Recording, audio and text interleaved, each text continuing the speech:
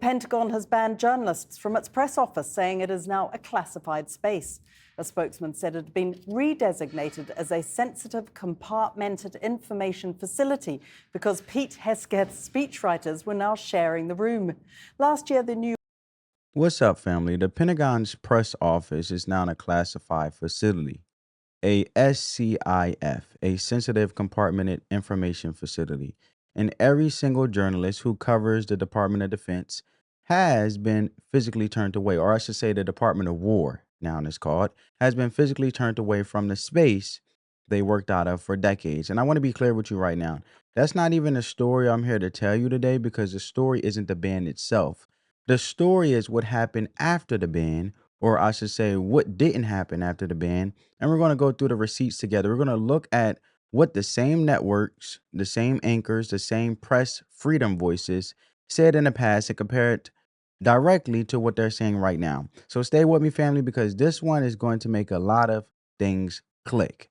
So let's make sure everybody's working from the same facts before we go anywhere else, because I don't want anybody thinking I'm exaggerating what happened here. On June 1st, 2026, the Pentagon press office, the physical space where reporters have operated, asked questions, and covered the United States military for years, was officially redesignated as a SCIF. And the justification the administration gave was that speechwriters now work with classified material in that space, so for security reasons, journalists can no longer be in there. And look, I hear that the government has the legal authority to designate classified spaces. That's not the debate. But here's what made this land differently than a routine security update. Some of these reporters didn't find out in advance, and they showed up to do their jobs, walked up to the door the way they had done dozens of times before, and they couldn't get in.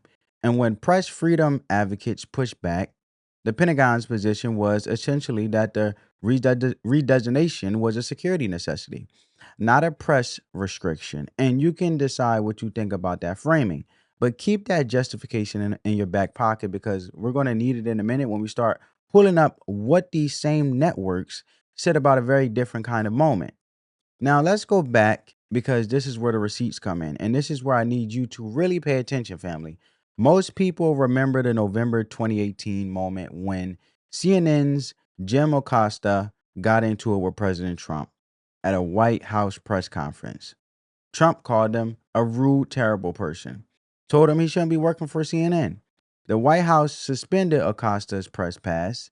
CNN sued, and what followed was days and days of wall-to-wall coverage, constitutional scholars on every panel, First Amendment lawyers walking anchors through the legal arguments, and the framing across the board was that this wasn't just a bad moment between a reporter and the president. This was a direct threat to press freedom in America. And I'm not telling you that framing was wrong. I'm just telling you that's what happened, and that's how it was covered, because that matters for what comes next. But I want you guys to check it out. Mr. President. I'll tell you what, CNN should be ashamed of itself having you working for them. You are a rude, terrible person. You shouldn't be working for CNN. Go ahead. I think that's unfair. You're a very rude person. The way you treat Sarah Huckabee is horrible. And the way you treat other people are horrible. You shouldn't treat people that way. Go ahead. Go ahead, Peter, go ahead. In Jim's defense, I've traveled with him and watched him. He's a diligent reporter who busts his butt. Well, I'm not like a big fan of yours either, so I understand. To be honest. So let me ask you a question, if I can. You repeatedly. So there you have it, right? That was the proof in the pudding. That was the receipt that I wanted to show you. But it wasn't just 2018. It wasn't just that one confrontation, because as recently as November 2025, CNN ran a segment specifically analyzing why Trump's pattern of attacking female journalists, right? So I want you to see the next segment of this CNN clip when it comes to Jim Acosta from November 2018. And then I'm going to show you a third clip of basically a CNN running a segment analyzing why Trump's pattern of attacking female journalists. So check out the second clip of this when it comes to Jim Acosta, okay? I'll tell you what, CNN should be ashamed of itself having you working for them. You are a rude, terrible person. You shouldn't be working for CNN. Go ahead. I think that's unfair. You're a very rude person. The way you treat Sarah Huckabee is horrible. And the way you treat other people are horrible. Mr. President, you repeatedly, over the course of the... Okay, just sit down, please. Well, when you report fake news, no. When you report fake news, which CNN does a lot. Okay, now I want to show you guys in regards of, the framing of why they're saying President Trump has a pattern of attacking female journalists. Check it out. Why do you blame the Biden administration Because for they what let this him man in. did? Are you stupid? Are you a stupid person? Because they came on a plane along with thousands of other people that shouldn't be here, and you're just asking questions because you're a stupid person. President Trump has increased his attacks against female journalists in recent weeks, calling them everything from stupid to ugly to piggy. And that matters because press freedom groups would tell you that this has become an unmistakable pattern of hostility during the president's second term. Just last week, he went after ABC News' chief White House correspondent. Mr. President, why wait for Congress to release the Epstein files? Why not just do it now? It's not the question that I mind, it's your attitude. I think you are a terrible reporter. Then days earlier, he went after a Bloomberg News reporter, telling her to quiet Piggy in response to a question about the Epstein files. Venezuela, Why not? Why are you acting as if... The bottom line is that press... All right. So now you guys see CNN's segment, and they're basically saying President Trump has a pattern of attacking female journalists, was dangerous to press freedom. Sarah Fisher was on that segment breaking it down that you guys see on the screen on how the rhetoric itself, not a policy, not a physical action, the rhetoric represented what press freedom groups were calling an unmistakable pattern of hostility that was contributing to a broader global decline in press freedom.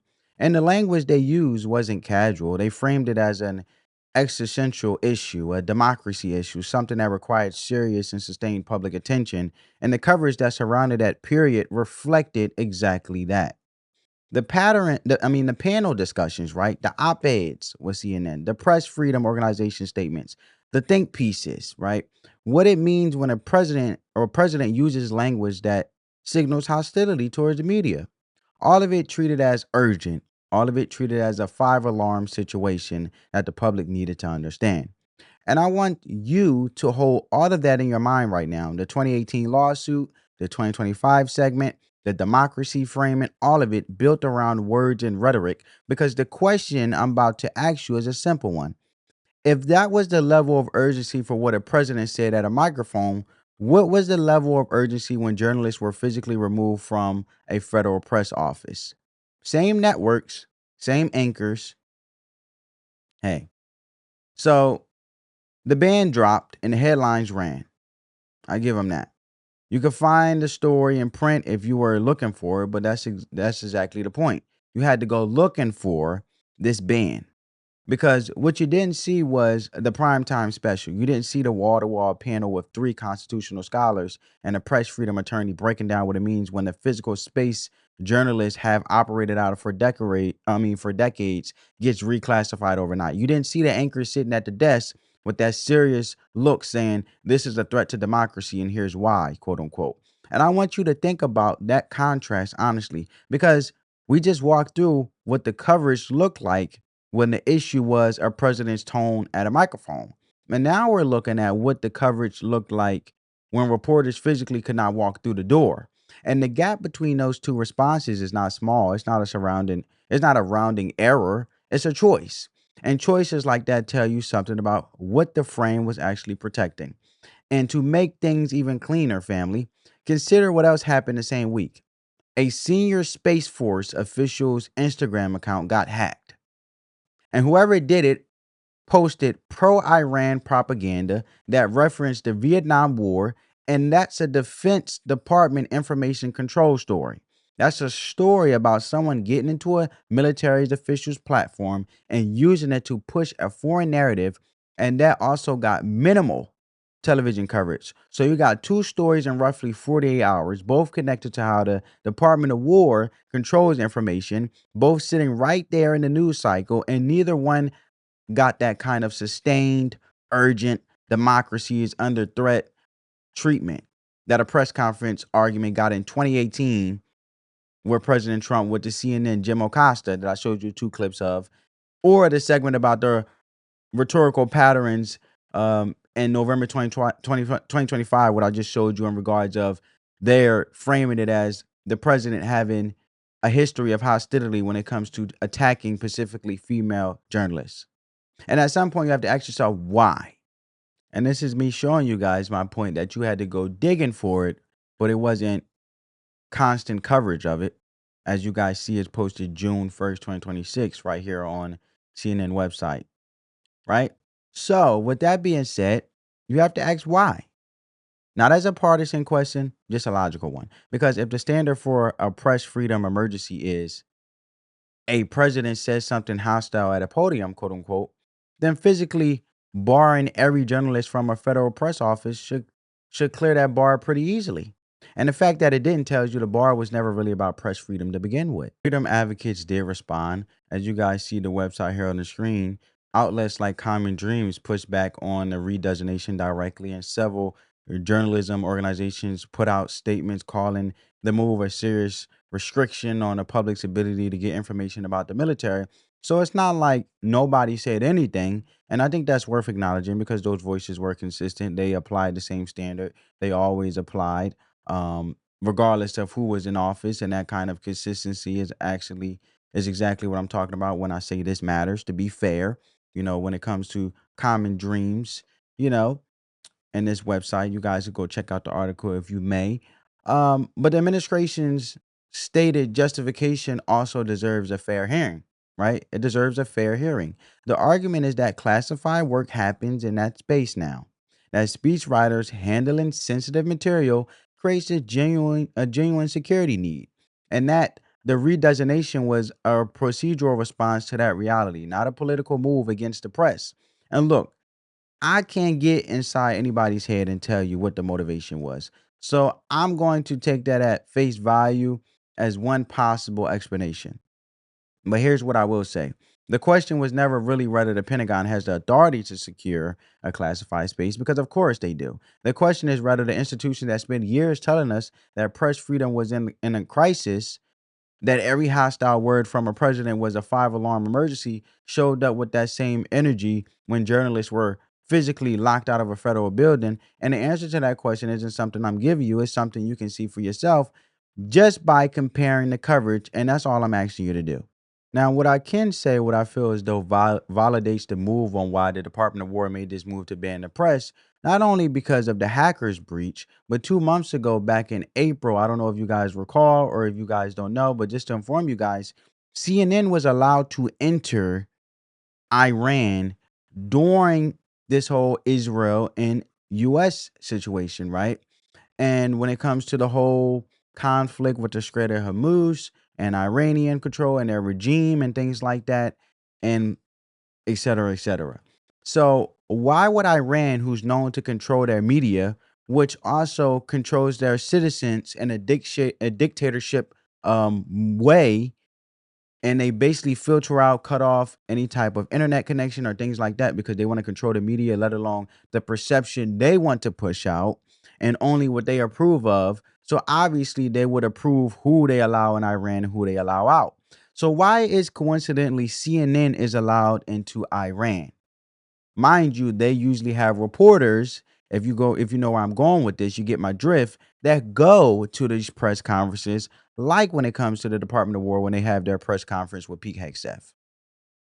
And I just showed you guys the framing on how they frame the president with the 2 clips from being hostile and the pattern of attacking female journalists, and also how rude and disrespectful they can be while so being caught up in their framing instead of actually just pushing out the truth and the facts and letting the American people decide and actually informing the American people. So why would Iran, who's known to be in a such dictatorship, allow an U.S. news outlet to go to Iran if they weren't getting something out of it? And then coincidentally, a hacker hacks one of the officials' Instagram that I showed you guys on the CNN article that they didn't plaster all over social media like they do President Trump for any little thing, as individuals like to call it TDS, Trump derangement syndrome. And I'm not taking sides here. Think what you may. We just having a conversation. But Wouldn't you find that strange, family, when 2 months ago in April of this year, 2026, Iran was allowed to go, Iran allowed CNN to go into Iran, basically trying to give the persona that, hey, Iran is doing great. Trump is doing nothing. He's not defeating us. When our president has basically said they have no more military, we blew up everything. And the simple fact is they are not allowed to have, a nuclear bomb. So this was the persona that Iran worked with CNN in a way, as it gives off for critics and the regular everyday American people, like, hey, you're supposed to be on our side, but you're siding with the enemy who obviously chants death to America and wants to potentially blow up America and basically override us and overtake us. That's why they're using a uranium material to create a nuclear bomb. What side are you on? Are you really for America? Or are you against America for the sake of pushing propaganda for another country that they allowed you in there, such as Iran? So check this out. I'm not saying this is what the Department of War said with Pete Hegseth when it comes to the press ban, but I find it very coincidentally that the ban just happened to be the icing on the cake. And just the beginning of this month, June 1st, this week, a hacker pushed propaganda from an official that works for the Department of War, the military of the U.S., and also 2 months ago, CNN was allowed in Iran to basically report for Iran what they want to push back in regards of informing the American people. We just crossed the border and are now inside of Iran. The Iranian government has granted us a visa to come here and to report from the Islamic Republic of Iran. We're now trying to make our way to the capital, Tehran, as fast as possible. But of course, the distances in this huge country are immense, and we know it's going to take many, many hours for us to get there. We also don't know what the situation on the road to Tehran is going to look like, how many checkpoints there's going to be. And of course, we know at the same time there are massive combat operations also going on. The United States and Israel are continuing their huge aerial campaign against targets inside of Iran. At the same time, the Iranians continue to retaliate, not just with their ballistic missiles, but with their drones, mostly hitting Israel, but then also American military installations, especially in the Gulf region, but in general, in the Middle East. In total, the Iranians are saying that they can continue this campaign for a very long time. They say that their missile arsenal is still immense, and they haven't even used some of their most modern missiles. But we also, of course, know that the place that we aim to go to, Tehran, has been under almost sustained attacks with massive airstrikes going on there and also huge damage being caused, and of course, many people also having been harmed. So there you have it. They're basically saying, look, the same way they framed our president in the way of being a hostile individual for holding them accountable, is saying the fake news. We can, and also them trying to frame the pattern of our president targeting female journalists. We can call out the same pattern of CNN coincidentally framing things against our president, who holds the most powerful position in the land, which comes off anti-American, while we're in the middle of a war to protect America. You are in an opposition land such as Iran. You got clearance to go there, and you're basically trying to prop them up to be stronger than what they actually are, defending Iran to make it like, oh, they can wait this out long as possible. They got plenty more of ammunition when they really don't have a military at all. So fake news would be validated from our president, which he held Jim Acosta from in the beginning of our video in a clip, right? So from my perspective, family, this ain't about Trump. It's not about Pete Hegseth. It's not about which party controls the Pentagon right now, because the people who get hurt when institutional consistency breaks down aren't the politicians. They're not the anchors. They are the regular people who rely on coverage to know what's happening inside buildings. Right? They'll never get access to themselves. But it's also dangerous when you have the media willing to not be in support of their country, but come off as anti-American by propping up another country to be stronger than it is, when you should be America strong, where you are an American news network and things like this. So it also, in a way, shows, based on these two current events alone, why in this time where sensitive information is being exchanged and we're trying to get a peace deal, it doesn't really create peace if drama keep getting stirred up with CNN going over there and muddying the waters, let alone they already tried to continue to tarnish and demonize and minimize the reputation of our president. Now, you don't have to like our president, you don't have to agree with everything he does, but out of respect for the president, which is the most powerful position in the law of the land. You get where I'm going? So most people watching the news aren't reading 3 different newspapers to see this article that I showed you that few people may not hear about because they didn't plaster it all over CNN like they did Iran in opposition against our president, Trump. Right? So most times regular people are catching clips on their phone during lunch, what they see treated as an emergency and what they believe is an emergency. So when the networks decide something is a five alarm crisis, people feel that. And when these same networks go quiet on something that fits the exact same description, people feel that too. And even if they can't always put words to it, and I think that's why trust in the media keeps moving in the direction it's been moving, because at some point the pattern becomes visible to people who weren't even looking for it. And I want to be careful here because I'm not saying every journalist at every outlet made a conscious choice to downplay their story or do the things in regards of any matter to be anti-American. Some of them covered it straight. Some of them raised real concerns, but the institutional response, the volume, the urgency that we need to stop everything and talk about what this means for democracy energy that showed up consistently whenever the rhetoric was the issue for the president, the energy was measurably different this time. And the only variable that changed was who the action was directed at. And if the press freedom frame is real, it applies when reporters get locked out of a building the same way it applies when our president says something sharp at a podium. Right? So if you want to be consistent across the board, so be it. But I also feel like since they haven't made it this urgent, it also sort of comes off as guilt or evidentiary proof of validation of how damaging the media is, right? It could come off that way. You get where I'm going, family? Does that make sense?